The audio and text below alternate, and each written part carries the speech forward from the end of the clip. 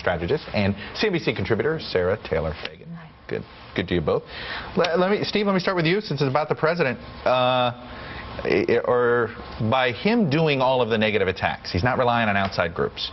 How much of a risk is he putting at his personal favorable rating? It clearly is, he's taking on some water. Well, it impacts his personal favorable rating, but it also, remember, impacts Mitt Romney's favorability rating. You look at the undecided voters, and you just, in your last segment, said 29% of them have a favorable view of the president, which is not very good, but only 16% of them have a favorable view of Mitt Romney. This is a definitional period for Mitt Romney. The president's trying to define him before Mitt Romney can define himself. It's what good campaigns do.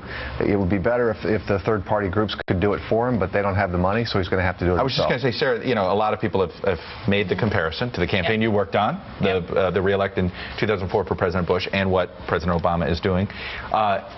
Do you see those similarities? And is the sort of the big difference is you didn't have Bush having to do it himself because of the outside groups? Is that a fair assessment? I do think that's a fair assessment. And if you look at, you've said this on your show several times, one of the challenges, even though the Republicans have much more money at the moment, is that you've got many messengers. And that is probably having some impact, although I think the outside groups on the Republican side have been very effective. You know, the president is carrying all of his own water, and he, you know, for better or for worse. For better or for worse, and there's good and bad with that, and we see that in his negative numbers, the bad. I want to play by the, speaking of outside groups, I basically want you guys to assess some television ads. So this first one is this new one here from Priorities, the one Obama super PAC that has been fairly active, if you will. It's an Olympic-themed spot, which I think is, you know, good luck getting it to being aired on affiliates, but here's a piece of it. Welcome to the Olympics. There's Mitt Romney, who ran the Salt Lake City Games, waving to China, home to 1 billion people. Thousands owe their jobs to Mitt Romney's companies. Good hit or bad hit? Good hit. When you're a media consultant, what you want to try to do is find something that's going to cut through the clutter that will get people's attention, that they can see 1 or 2 times and remember. I think that's an ad that does that for them. I don't agree with that. I think it's a silly ad.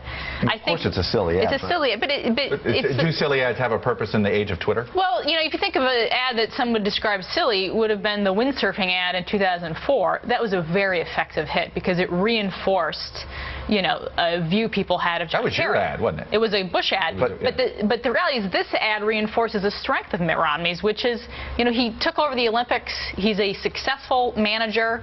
He's somebody who can lead. And so I just think that was a bad move on that. Sarah is really good, and she's very talented, but she's absolutely wrong about this. It does reinforce a perception of Mitt Romney. It's Mitt Romney, the outsourcer, Mitt Romney, the venture capital guy, Mitt Romney who goes in. But it does talk about the Olympics. Send jobs over. And the Olympics is something that he wants to talk about. It uses the Olympic hook and tries to take a negative, a positive, and make it into a negative. When you saw, I want to change ads here. Sarah, when you saw the president do a candidate-to-camera ad, it's not his first ad and it's not his last ad, which is when you're used to seeing that stuff. What went through your mind? What did you think? Why are they doing that? What is your assumption on the his air, speaking about you didn't build it, you didn't build that business, that really was starting to have a negative impact. That the Obama campaign had to see that in their polling, to take time out of the president's day to film him direct to camera to defend what he said, and I think that's a real challenge for them right now. And Steve, the fact that they're using the direct to camera aspect now, sort of almost taking a turn away from the harsh negatives. Yeah, I think there are a couple of reasons. First, I think you know, it cuts through the clutter because it's the president speaking. You haven't seen very much of that. Second, I think they're trying to set a frame, and the frame is that the Romney campaign is going to distort and divide, and that is not something voters should accept. The other thing that jumped out at me, though, when I saw Obama candidate to camera, I've not seen Romney candidate to camera. Has that been a mistake? I think there's a time for that, and if you think about what Mitt Romney has to do based on all these polling numbers you just went through, he needs a couple of breakout moments, and he needs to have a very good convention. He needs to give people put some pressure on himself to have a good convention. I think they do have pressure to have a good convention. Interesting. And 2 reasons though. One, personally, but also on an economic. He's got to put some meat on his economic and the convention is going to be his biggest platform to do that. All right, Steve McMahon, Sarah Taylor Fagan, thank you both.